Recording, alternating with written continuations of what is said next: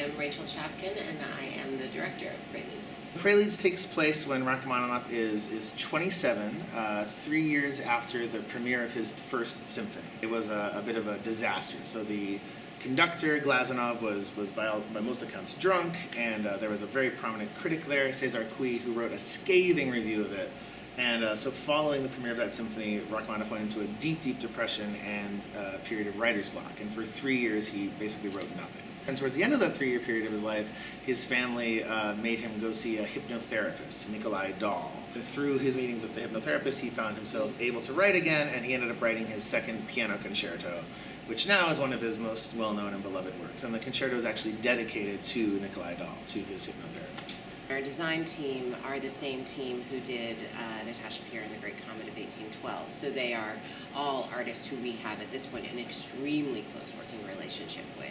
People who saw Great Comet will recognize there's definitely a similar irreverence in terms of the time period. There were just so many little juicy details from this period in Rachmaninoff's life. So he met with Chekhov, and he met with Tolstoy, and he had this ongoing relationship with Tchaikovsky. And so I kind of wanted to touch on his interactions with all these, lofty, great figures of Russian culture. There's something about the dark melancholy of Russian culture and art that I really respond to, both in the music and the literature and just across the board. Dave and I both come from the downtown experimental worlds, Sure. And so there's, I think, a kinship there of self-awareness, even through heights of emotion. And I think that this project, Preludes, is really dealing with that, is dealing with rock.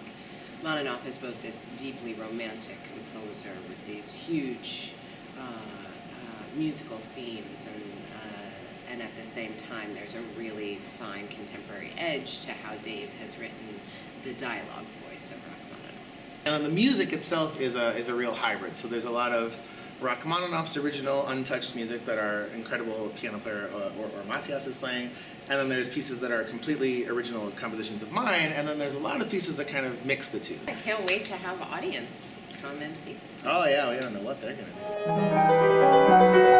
do.